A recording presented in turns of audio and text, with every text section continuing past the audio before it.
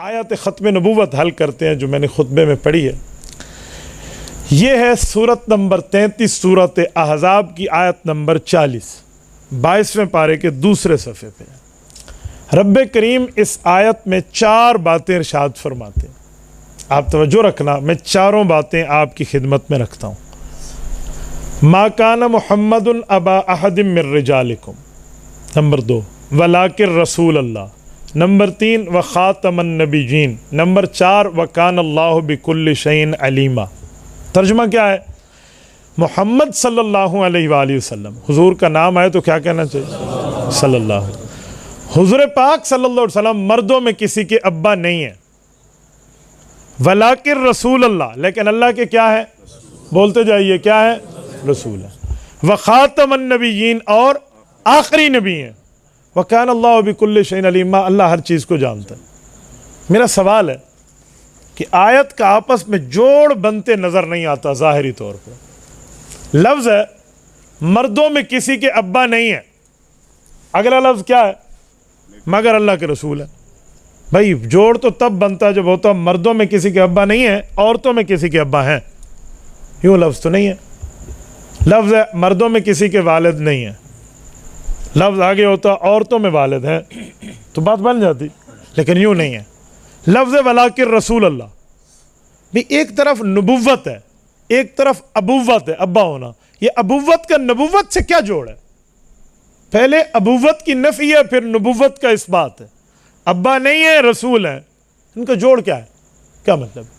तो याद रखें, जब आयत समझनी हो ना तो फिर उसका बैकग्राउंड समझते हैं, जिसे कहते हैं शान नुज़ूल। आयत क्यों उतरी, कब उतरी, कहाँ उतरी, किस लिए उतरी, किन हालात में उतरी, ये समझेंगे मसला समझ आ जाएगा। क्यों? बाज़ों का तो लफ्ज़ एक होता है, मतलब कई होते हैं। तो जब वो लफ्ज़ हो ना तो फिर देखा जाता है कि ये लफ्ज़ किस जगह कहाँ बोला गया, वरना लफ्ज़ यहाँ बोले या किसी और जगह बोले तो लफ्ज़ों के माना में फ़र्क आ जाता है। कई अल्फाज ऐसे होते हैं, फ़र्क आ जाता है। मैं आपसे पूछता हूँ, खाने पीने से रोज़ा टूटता है या नहीं टूटता? आप में कोई ऐसा है जो कहे खाने पीने से रोज़ा नहीं टूटता? जानबूझ के खाने पीने से रोज़ा नहीं टूटता है कोई बंदा? मैं कहता हूँ जानबूझ से खाने पीने से रोज़ा नहीं टूटता, और मैं साबित करूँगा, आप अपने मुंह मुबारक से कहेंगे खाने पीने से रोज़ा नहीं टूटता। मैं अब भी कहता हूँ जानबूझ के खाओ, जानबूझ के पियो, रोज़ा नहीं टूटेगा। एक बंदा जानबूझ के कसम खाए, जानबूझ के गुस्सा पिए, रोज़ा टूटेगा? तो आपने क्यों कहा खाना पीने से टूटता है? तो भाई पूछते ना, क्या खाने से? कसम खाना या रोटी खाना, गुस्सा पीना या पानी पीना? तो पता चला खाने पीने का लफ्ज़ जिस जगह बोलेंगे उसका मतलब भी बताएंगे।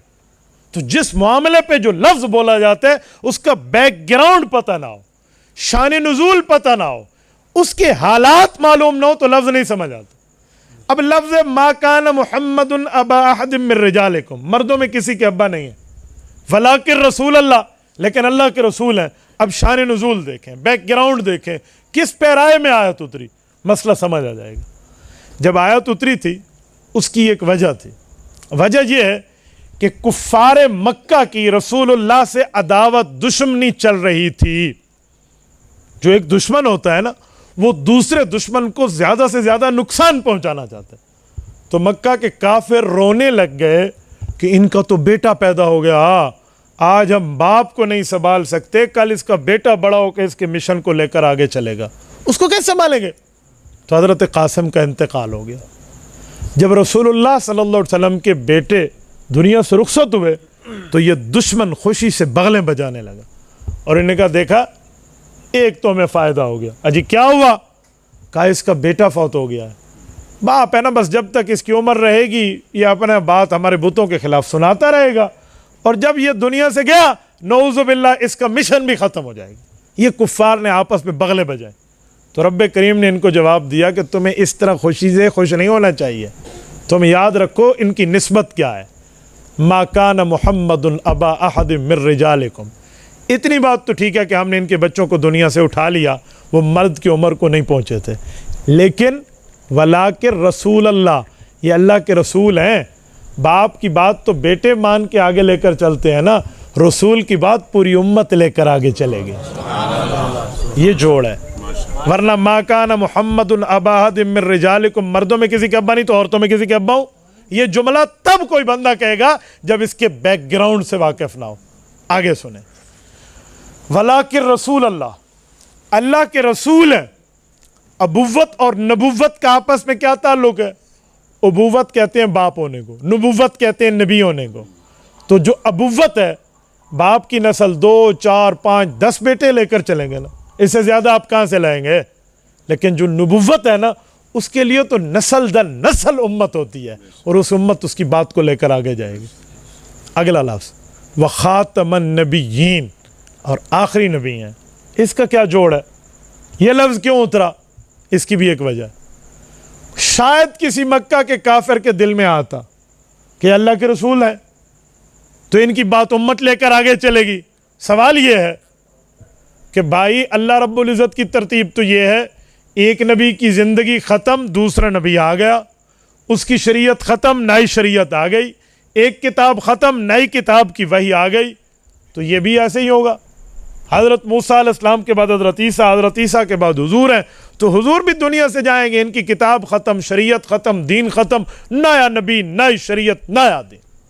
कहा जी नहीं, वलाकिर रसूल अल्लाही व ख़ातमन नबीयीन। तुम्हें ज़्यादा खुश होने की मक्का के काफरों ज़रूरत नहीं है, ये आखिरी नबी है, इसके मिशन को क़यामत तक लेकर उम्मत चलेगी। ये है व ख़ातमन। चौथी बात, वकान अल्लाहु बिकुल्लि शैइन अलीमा।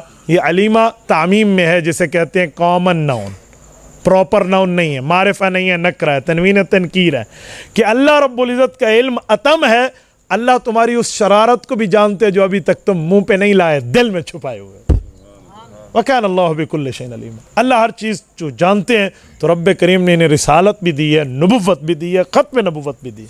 ये आयत उतरी है। ये जो आयत करीमा है, ये आयत ख़त्म नबुव्वत कहलाती है। कम अज़ कम हम में हर आदमी अपने बच्चों तक को इस आयत का बैकग्राउंड समझा देना, शान नुज़ूल समझा देना, खुदा की कसम खा के कहता हूँ हम दलील की दुनिया के मिसाइल बन जाए। छोटी छोटी सी एक एक चीज़ हो, एक एक मामले का पता हो, ये लफ्ज़ इधर क्यों है, ये क्यों है, इसका मतलब क्या है, किस बुनियाद पे।